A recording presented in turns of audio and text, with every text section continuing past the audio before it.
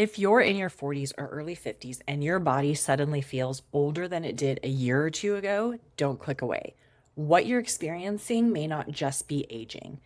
Researchers looked at over 93,000 women and found that once you're in this transition, your odds of dealing with muscle and joint pain jump from about 40% to almost 60%. So if this is you, you are absolutely not alone. Hi, my name is Nikki, and I have helped thousands of clients to say goodbye to low back pain and return to lifting, hiking, and traveling. As a physical therapist with 20 plus years experience, I work with women going through perimenopause every week, and I see the same physical changes over and over again. Many women know about hot flashes and mood changes, but very few realize perimenopause can also affect how you move.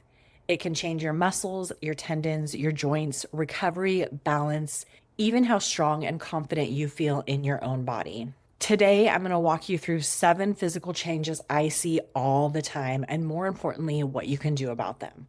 If you like this type of content, let me know by gently tapping the like button. Let's get into it. Recovery takes longer.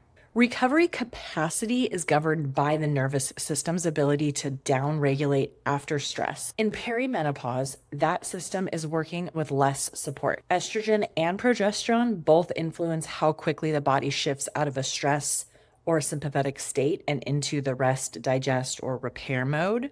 Along with this are sleep changes. We have less sleep, more wakings in the middle of the night, and less deep sleep, which is exactly when growth hormones release and tissue repair is at its peak. So less deep sleep equals less repair, even if the total hours that you're in bed or asleep are the same. And then there's hormone fluctuation itself, not just the decline, the day-to-day unpredictability of how the body responds to load.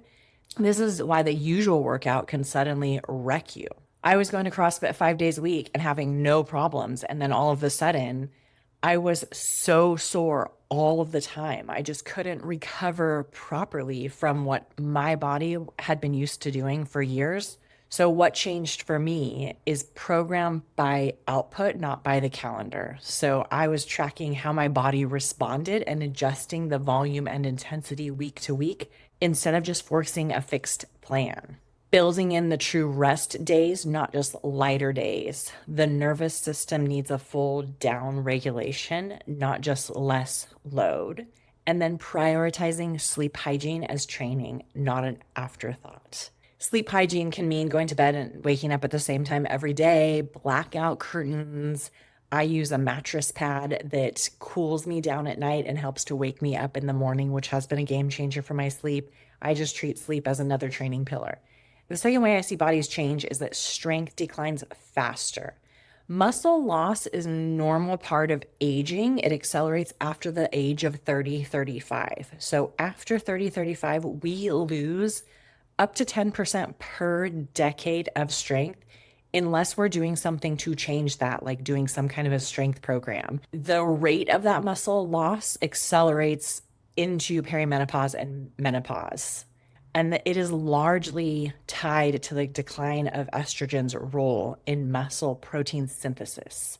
This isn't about laziness or letting yourself go. It's a hormonal shift affecting your ability to build and retain muscle at the same rate as before. Strength is directly tied to bone density, joint support, metabolic health, fall risk, and injury prevention, which is why strength as medicine isn't just a phrase.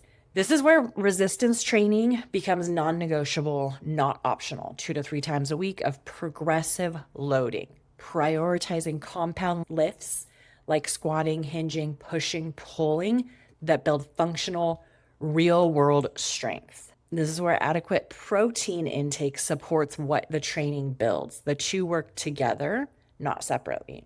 The third change I see, tendons become more sensitive. This is one that almost nobody talks about. Tendons are largely made of collagen, and declining estrogen is linked to reduced collagen production, a thinner tendon tissue, and a higher rate of tendon injury. Estrogen loss also appears to reduce tendon cell proliferation, which just alters how tendons heal beyond what's explained in aging alone. This helps explain why Achilles tendonitis, glute tendinopathy, rotator cuff stuff, frozen shoulder, tennis elbow, low back pain often show up out of nowhere during this stage of life. It is not bad luck, it is biology. Tendons repair too. The good thing is we can prevent some of this and change how we load tendons. Tendons respond to load, not rest.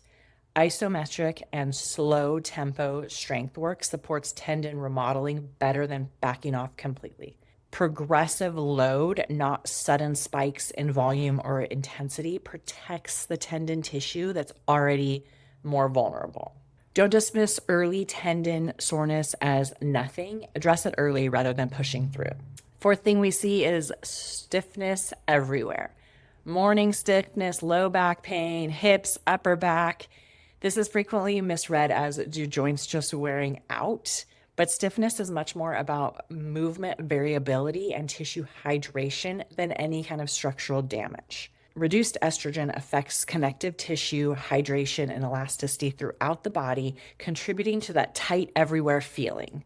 Sedentary stretches, sleeping positions, lack of movement variability compound this. The body stiffens around what we don't use. The actual answer, movement, not just stretching. Mobility work through full loaded ranges beats passive stretching alone. Short, frequent movement breaks throughout the day. Do more than one long session. Build a simple morning mobility routine targeted around the hips and the thoracic spine specifically to help, especially with your low back and hip pain. Quick note, if the stiffness you're feeling has started turning into low back pain that sticks around, that's exactly what I help women work through. Link below if you want to book a free call.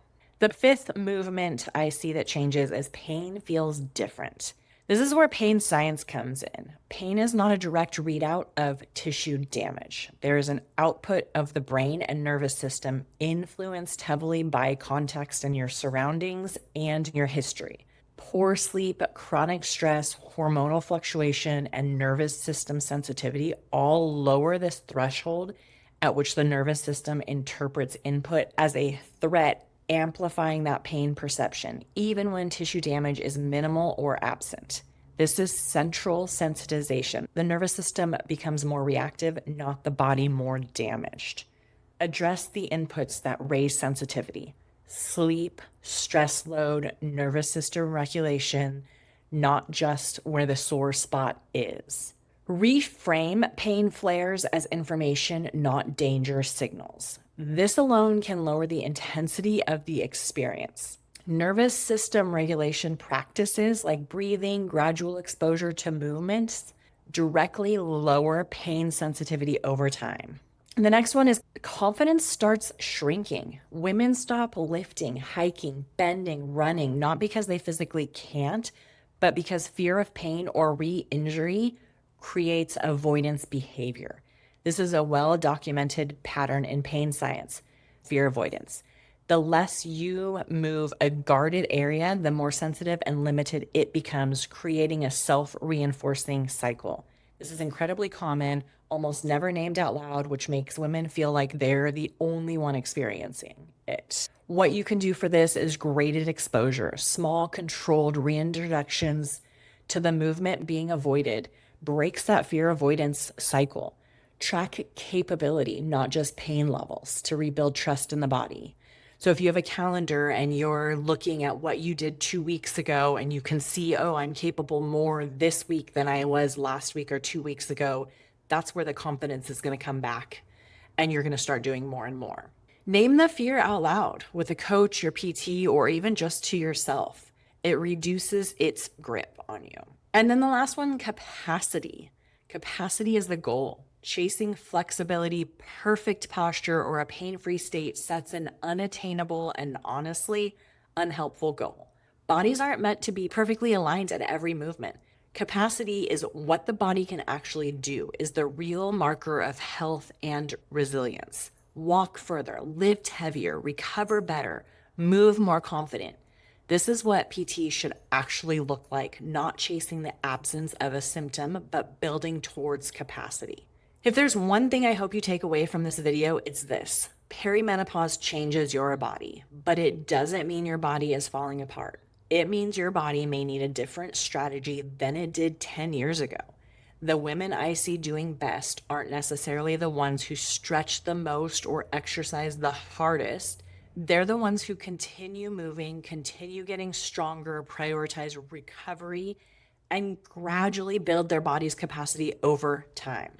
If low back pain is the piece of this that's actually been holding you back from lifting, from hiking, or just feeling like yourself again, I want you to know that's not something you have to just live with or manage forever. Inside my 12-week program, I work with women through exactly what we covered today: rebuilding strength, restoring capacity, and calming down a nervous system that's gotten a little too protective. It's not about chasing pain free. It's about getting your body back to doing the things you actually want to do. If that's where you're at, there's a link below to book a free call with me. We'll talk through what's going on for you specifically and figure out what the next right step looks like.